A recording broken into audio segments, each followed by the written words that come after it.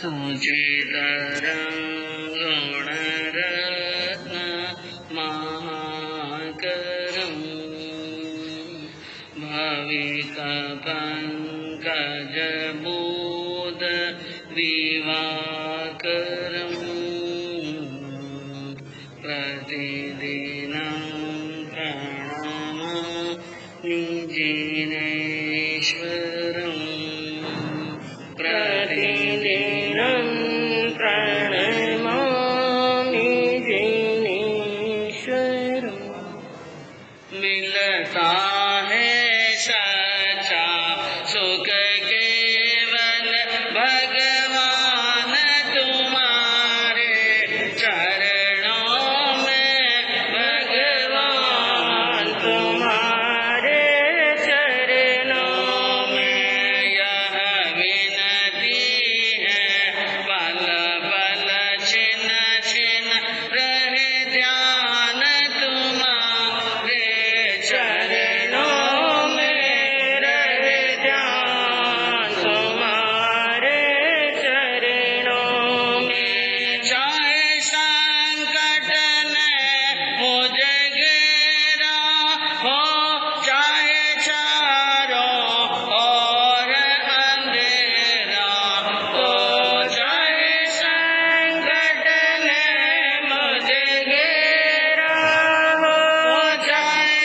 चारों ओर अंधेरा हो, परिचित ना डगमग मेरा हो, रहे ध्यान तुम्हारे चरणों में, रहे ध्यान तुम्हारे चरणों में। मिलता है सच्चा सुख केवल भगवान तुम्हारे चरणों में, भगवान तुम्हारे चरणों में। चाहे मेरी सब संसार बने, मेरा जीवन मुझ पर भार बने।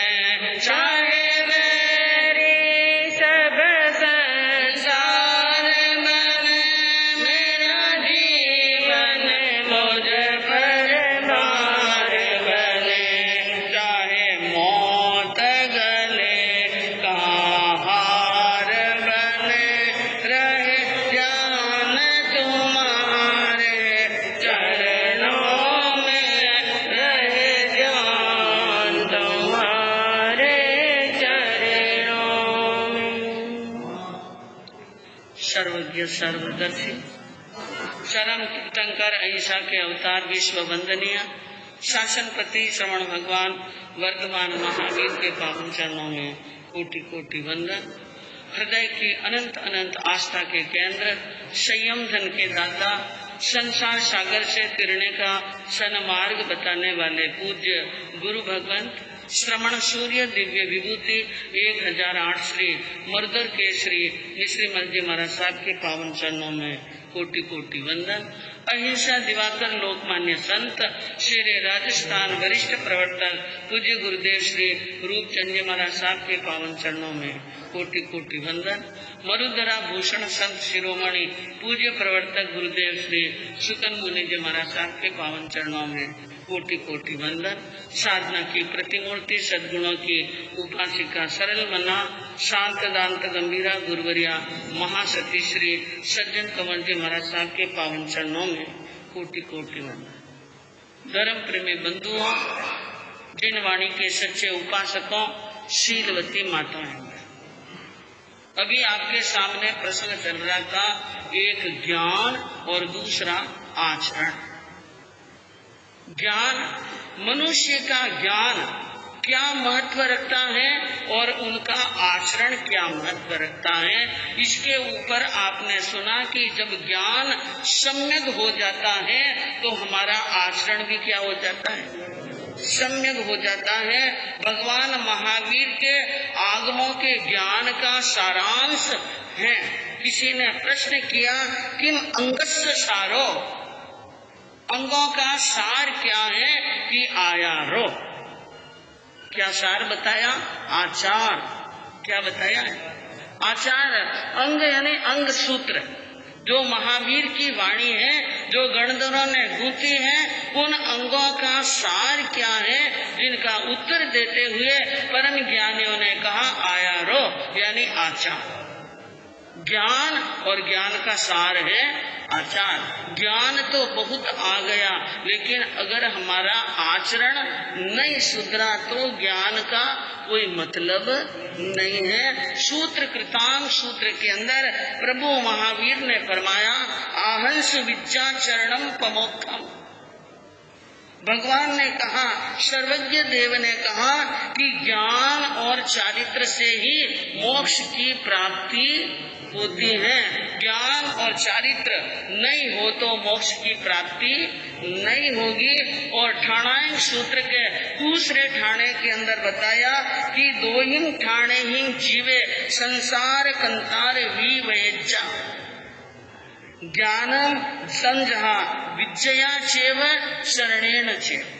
दो ही ऐसे कारण बताए, दो ही ऐसे उपाय बताए जिसके द्वारा जीव संसार रूपी कंतारम यानी संसार के जंगल से, इन संसार से पार हो सकता है। यूं समझ लो कि मोक्ष की प्राप्ति के लिए ज्ञान और चरण, ज्ञान और चरण, विद्या और चरण। विद्या का मतलब ज्ञान और चरण का मतलब आचरण। एक तो ज्ञान और एक आचरण। मोक्ष की उड़ान भरने के लिए ज्ञान और आचरण रूपी पंख हो तो वो मोक्ष को प्राप्त कर सकता है। ज्ञान का एक रूप समझ लो, ज्ञान कृष्ण है तो आचरण अर्जुन है। ज्ञान क्या है? ज्ञान कृष्ण है तो आचरण अर्जुन है। और दोनों के सहयोग से कर्मों के महाभारत को जीता जा सकता है। नहीं तो यह कर्मों का महाभारत जीतना अत्यंत कठिन है। आप अंजना सती के जीवन चारित्र का वर्णन सुन रहे हैं कि कितना दुख आया, कितना कष्ट आया। इन कर्मों को तोड़ना कोई बहुत सहज काम नहीं है। जिंदगी के अंदर यह कर्म हमें इतने रुलाते हैं कि जितना तो कोई शत्रु भी नहीं रुलाता है। तो एक स्थान के ऊपर एक आपको 5 मिनट के अंदर ज्ञान और आचरण के ऊपर एक दृष्टांत देती हूँ कि एक देव मित्र नाम का बहुत बड़ा ज्ञानी राजपुरोहित था और ब्रह्मदत्त नाम का बहुत बड़ा एक राजा था। उन राजा की राजसभा के अंदर देव मित्र नाम का ज्ञान पुरोहित हमेशा ज्ञान की बातें, शिक्षा और ज्ञान की यानी कहानी, ज्ञान का प्रवचन देने के लिए जाया करता था। उनकी बड़ी बड़ी ज्ञान की बातें सुनकर राजा को उनके प्रति बहुत श्रद्धा हो। ज्ञान की बातें सुन करके पुरोहित के प्रति श्रद्धा और बड़ा सम्मान करते थे। और जनता भी, राजा जब किसी बड़े संत का या किसी साधु का सम्मान करे तो प्रजा तो उनका अनुसरण करने वाली, उसने भी बहुत सम्मान और श्रद्धा से उन राज पुरोहित को हमेशा सम्मान दिया। एक दिन राज पुरोहित के मन में विचार आया, ये राजा इतना सम्मान देता है और ये प्रजा भी मुझे इतना सम्मान और देती है, इतनी श्रद्धा रखती है। ये श्रद्धा ज्ञान की है कि आचरण की? किसकी? ज्ञान की है कि आचरण की है? इन श्रद्धा की, इन बात की परीक्षा करनी थी। और ये मन के अंदर ठान कर वो एक दिन प्रवचन समाप्त होने के बाद में जब वापिस रवाना हो रहे थे अपने घर की तरफ, तो जहाँ से प्रवचन सभा समाप्त होती है और बाहर जाने का रास्ता था, बीच में राजकोष पड़ता है। बीच में क्या पड़ता है? राजकोष। और राजकोष के यानी वहाँ पर बैठक पर कोषाध्यक्ष बैठे रहते थे और वो प्रवचन देकर के निकले और जाते वक्त एक मोर, एक सोनैया उस कोषाध्यक्ष के कोष में से ले लिया। पूछा नहीं कोषाध्यक्ष को और सोनैया ले लिया। तो वो विचार करने लगा कि कोई रहस्य की बात होगी। अब ये बड़ी बड़ी ज्ञानियों की ज्ञान की बातें हैं जो हर किसी के समझ में आने वाली नहीं है। कुछ नहीं बोला। दूसरे दिन प्रवचन सभा समाप्त हुई, धर्म कथा कह करके रवाना हुए तो जाते वक्त एक मोर और ले ली। कल भी मोर लेके गए और आज भी मोर सुनैया लेके गए, कुछ नहीं बोला। हो सकता है कोई ऐसा ही कोई होगा। तीसरे दिन जब राजपुरोहित जी जा रहे थे तो एक मुट्ठी भर करके ली। कितनी ले ली? मुट्ठी भर करके मोरे ले ली और निकल रहे थे तो दिमाग में आया कोषाध्यक्ष के, लगता है बहुत बड़ी गड़बड़ है। बहुत बड़ी क्या है? हाँ, पहले तो एक एक ली और अब क्या ले ली? मुट्ठी भर करके और बिना पूछे। मैं यहाँ पर बैठा हूँ और मेरा कोई ध्यान नहीं है। उनको बड़ा गुस्सा आया, विचार किया बहुत बड़ी गड़बड़ है। और गड़बड़ क्या? मन के अंदर यानी चोर छिपा हुआ है। बातें तो बहुत बड़ी बड़ी करते हैं और अंदर से क्या है? यह बेईमान है, चोर है। राजा को शिकायत कर ली, महाराज 3 दिन से ये चल रहा है, रोज 2 दिन एक एक लेके गए और आज तो इन्होंने मुट्ठी भर करके ले ली बिना पूछे। राजा को भी बड़ा गुस्सा, ऐसे कैसे हो सकता है? राजपुरोहित को बुलाया गया, राजा के सामने पेश होने का हुक्म दिया। आए और कहा, मैंने ये सुना है कि आप ऐसा कृत्य कर रहे हो, 2 दिन से मोर ले जाते, आज मुट्ठी भर लेके गए। उन्होंने कहा, क्या यह कोषाध्यक्ष कहता है बात सही है? बिल्कुल सही है, बात तो बिल्कुल सही है। तो आपने चोरी की और हमारी श्रद्धा पर बहुत बड़ी ठेस पहुंचाई है। हम आपको क्या समझ रहे थे और आप क्या निकले?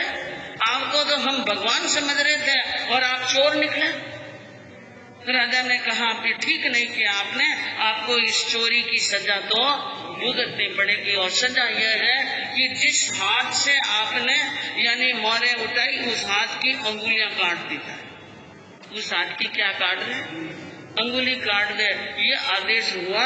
और जब वो रवाना हुए उन्होंने कहा अंगुली काटने का, महाराज एक बात है, मैंने मोरे जरूर उठाई लेकिन मैंने चोरी नहीं की है। मैंने सिक्के उठाए पर चोरी नहीं की। राजा ने कहा, वाह क्या बड़ी बुद्धिमानी है, सिक्के उठाए कबूल कर रहे हैं और फिर क्या कहते हैं कि मैंने चोरी नहीं की। कहा नहीं, मैंने चोरी नहीं की, मैं तो एक बात का यानी परीक्षण करना चाहता था। आप मुझे इतना मान देते हैं, आप मुझे इतना सम्मान देते हैं, इतनी श्रद्धा रखते हैं, तो मैं ये जानना चाहता था कि ज्ञान का सत्कार है कि आचरण का सत्कार।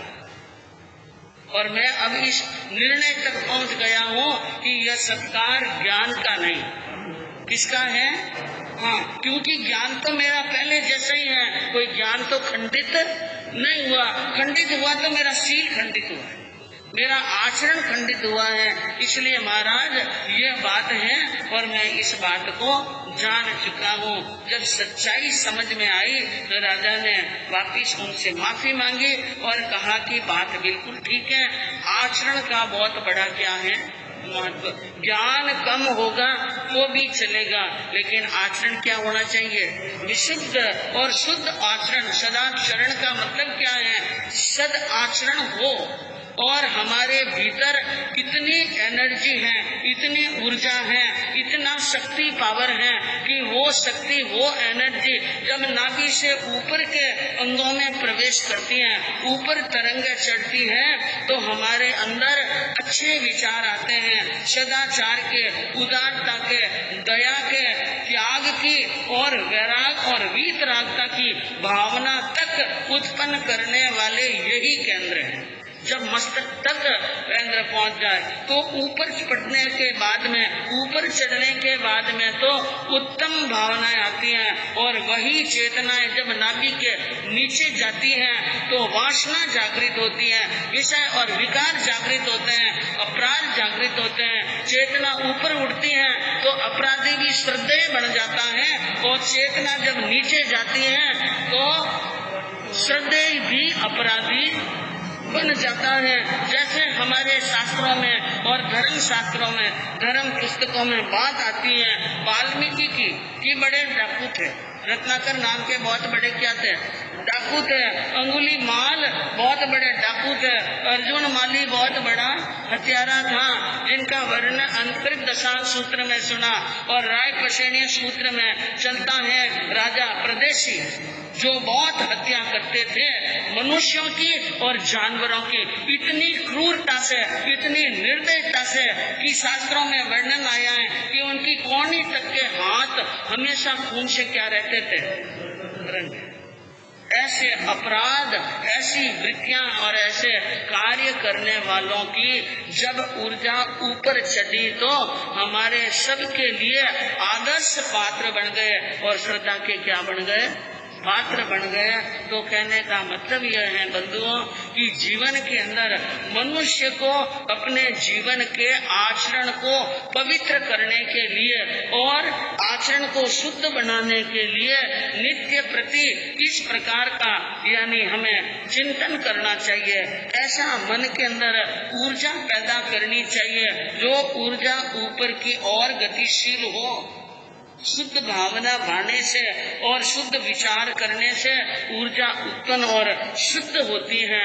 तो बंधुओं ये कर्म है, मनुष्य जो जो क्रियाएं करता है, जैसे अभी जैसे वो ऊर्जा नीचे जाती है तो विषय, विकार, पाप, हत्या, झूठ और सभी प्रकार के निम्न कार्य करते हैं, जिसमें भारी कर्मों का क्या होता है, बंध, और ऊपर जाए तो कर्मों की क्या होती है, निर्जरा होती है। तो हमारी ही द्वारा की हुई क्रियाओं से कर्मों का क्या हो जाता है, बंध।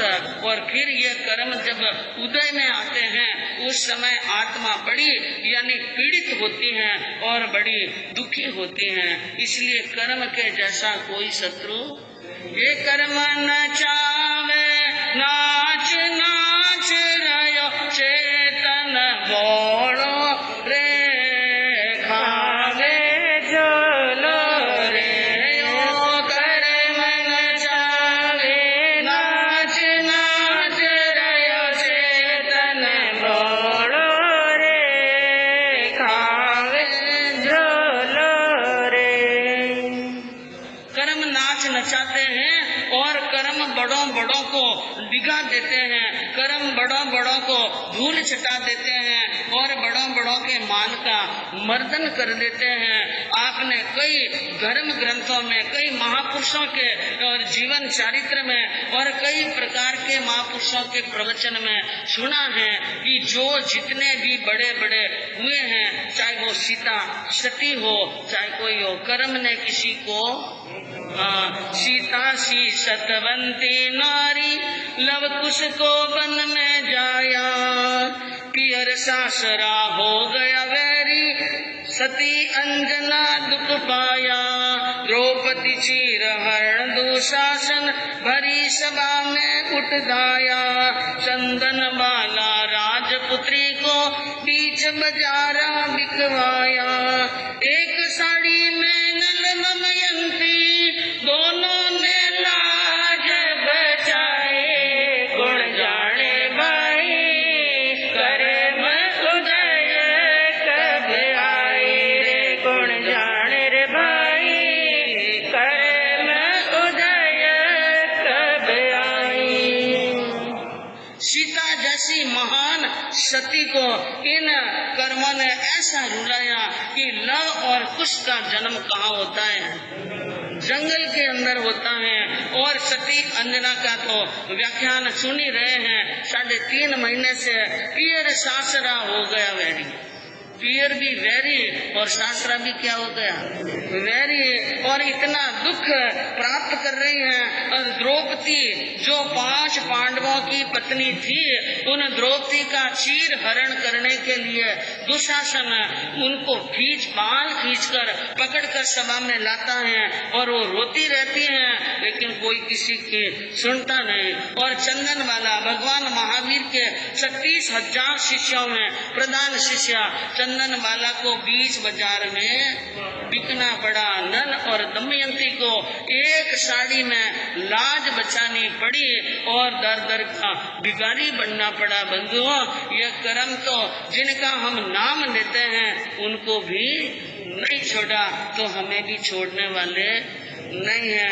कर्मों की ही कहानी चल रही है कि यहाँ पर पिता के द्वार पर गई, पिता ने धुतकार दिया अंजना को, चली जा यहाँ से, मुंह लेकर खड़े रहने की जरूरत नहीं। और माँ के पास में गई तो माँ ने भी धुतकार दिया और माँ ने भी कह दिया मैं जब तक यहाँ पर खड़ी रहेगी मैं अंजल भी लेने वाली नहीं हूँ, 1 मिनट भी खड़ी मत रहना। अब वो वहाँ से रवाना होकर वो क्या सोच रही है, माता पिता को गुस्सा आ गया, लेकिन मेरे 100 भाई हैं। कितने भाई हैं?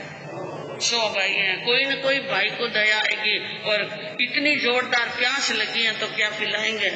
हाँ, भूखी प्यासी अंजना भाई घर आई रे, भाई घर आई रे, गाड़ी घबराई रे, भूखे प्यासे अंजना भाई घर आई रे। भूखी भी थी और प्यासी भी थी और पैदल चल करके आई इसलिए थकान भी थी और गर्भवती थी और 7वां महीना चल रहा है।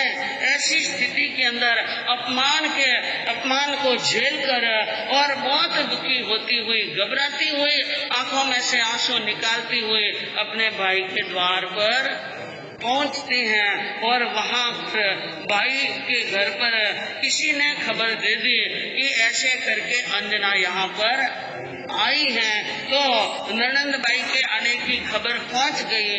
ननंद बाई को बेस देख कर भोजाई जी भिड़काया रे, झटपट उठ दौड़ मोड़ारी, खट के दे दे खिड़की रे, सतिया शर्माई रे, भूखी प्यासी अंजना भाई घर आई रे। बारी में से जाली झरोके में से देखा अंजना आई है और वेश कैसा पहना है, काला वेश और बिलका हुआ मुख, आंखों में आंसू लेकर आई है ननंद बाई को वेश देखने। अंदर से ननंद बाई का वेश देखकर भोजाई साहब के तो एडी से लगाकर चोटी तक क्रोध की ज्वाला बबक उठी और विचार करने लगी, घर का दरवाजा बंद कर ले नहीं तो अंदर आ जाएगी। इसलिए झटपट उठ दौड़ मोड़ारी, जड़दी खिड़की, मोड़ारी खिड़की क्या कर ली, बंद कर ली। और एकदम खिड़की बंद होते हुए देखिए तो अंजना और वसंतमाला दोनों घबरा गई। भोजाई ने खिड़की बंद कर दी, इसका मतलब अंदर आने का आदेश नहीं है। आडो देख दोनों सतिया और गाडो दिल दुख पायो, बारी मासू भोजाई सा बैठो वचन सुनायो। अब देखिए, क्योंकि जब कर्म फिरते हैं ना तो अपने खास अपने होते हैं, सबसे पहले वो क्या हो जाते हैं, विपरीत और पराया हो जाता है। और जिनको हम अपना समझते हैं वे सबसे बुरा व्यवहार करते हैं। इसलिए ज्ञानियों ने कहा कि बिगड़िया दिन में राम बिन के साय करेला कौन, बिगड़िया दिन में राम बिन सहाय करेला कौन, के सज्जन तक भुरकावसी के दाजिया ऊपर लूण। जब दिन बिगड़ते हैं तो हमारे सहायता करने वाले अपने भी नहीं होते हैं, पराये हो जाते हैं। और उस समय भगवान के सिवाय, राम के सिवाय, परमात्मा के सिवाय हमारा कोई संबल बनने वाला नहीं है। और सज्जन तक जो समझदार हैं, कई ऐसे ज्ञानी हैं, वो भी कहेंगे कि आपने ठीक नहीं किया, आपने हमारी मन की बात नहीं सुनेंगे, हमारे आंसू नहीं पोंछेंगे, हमारे ऊपर क्या घटी उन घटना को कोई पूछने नहीं आएगा, साचा पूछने नहीं आएगा। लेकिन कोई काम बिगड़ गया है तो नमक डालने के लिए आएगा। आपने किया ही गलत, आप आपने अच्छा किया ही नहीं है। आपने जो किया वो सब क्या किया है, गलत किया। और थोड़ा सा अच्छा हो जाए और अच्छा बहुत बड़ा भी हो जाए तो वाहवाही करने वाले नहीं मिलते हैं कि आपने अच्छा किया। अच्छे को अच्छा करने कहने में तो थोड़ा जोर पड़ता है, लेकिन थोड़ा सा बिगड़ गया तो कहने के लिए 100 जने क्या हो जाते हैं, तैयार है। बुझाई सा ने अंदर बैठे बैठे बारी में से जागते हुए उन ननंद भाई को कहा, माने भूंडो लागे जी कमाने भूंडो लागे जी। अरे ननंद भाई ओ वेश थारो आछो नहीं लागे जी। घर घर में थे फिरो हिंडता जरा नहीं शर्मावो। अरे लाज शर्म सब ऊंची धरती माने मति लजावो। माने भूंडो लागे जी के माने भूंडो लागे जी। ननंद भाई ओ भेष आपरो आचल नहीं लागे जी। बुझई शाह ने कहा कि ननंद भाई आप यहाँ पर आए तो हो, लेकिन आपका आना ठीक नहीं है, बहुत बुरा लग रहा है, बहुत खराब लग रहा है। अरे अपना वेश तो देखो, कैसा वेश पहन करके पियर के आंगने में पहली बार आए शादी करने के बाद में। हाँ, शादी के वर्ष तो 13 बीत गए, लेकिन अंजना पहली बार ही पियर में आई, और वो भी कौन सा वेश पहन के, काला वेश के। और ऐसा वेश पहनकर आप हमारे आंगन में खड़ी हैं, हम लज्जा के मारे मर रहे हैं, शर्म आती है हमें। और आप यहाँ पर घर घर के अंदर कभी माँ के पास में, कभी पिता के पास में, कभी भाई के घर पर जाते हैं, जरा नहीं शर्माओ। आपको शर्म नाम की कोई बात नहीं है, सब लाज शर्म ऊंची रख दी। और लेकिन आपने तो लाज बेच दी, शर्म बेच दी, हमने शर्म नहीं बेची। हमें क्या आ रही है। हाँ, इसलिए मैं यूं कह रही हूँ कि जब कोई आपको बुलावे नहीं तो वहाँ पर जाने की, हाँ, कुण दीना है कीरा चावल अटे आप क्यों आया। अरे दोनों कुल में दाग लगायो, अच्छा कर्म कमाया। माने भूंडो लागे जे के माने भूंडो लागे जे। नंद भाई ओ भेष आपरो आछो नहीं लागे जी। बुझई ने कहा, आपको यहाँ आने का आमंत्रण निमंत्रण किसी ने नहीं दिया, किसी ने पीले चावल नहीं दिए, फिर आप यहाँ पर आए क्यों, बिना बुलाए यहाँ पर आए नहीं, क्यों आए, यही बहुत बड़ी गलती है। और दोनों कुल में दाग लगायो, पियर और सासरा दोनों को लज्जित किया। क्या कर्म किए हैं और क्या आपने बुरे कार्य किए हैं, ऐसा कार्य करके हमें मुंह दिखाने के लिए मत आना। ऐसा कौन कर रही है। बुझई साहब कह रहे हैं, अंजना अभी तक वहीं द्वार पर खड़ी हैं, और क्या क्या बातें बुझई साहब कहते हैं, क्या क्या होता है, आगे सुनने से मालूम पड़ेगा। आज हमारे यहाँ पर मर्दर केसरी दरबार के अंदर जोधपुर से पधारे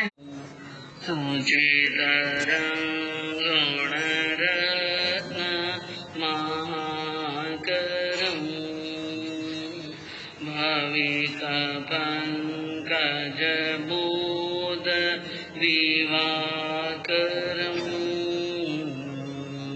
प्रतिदिन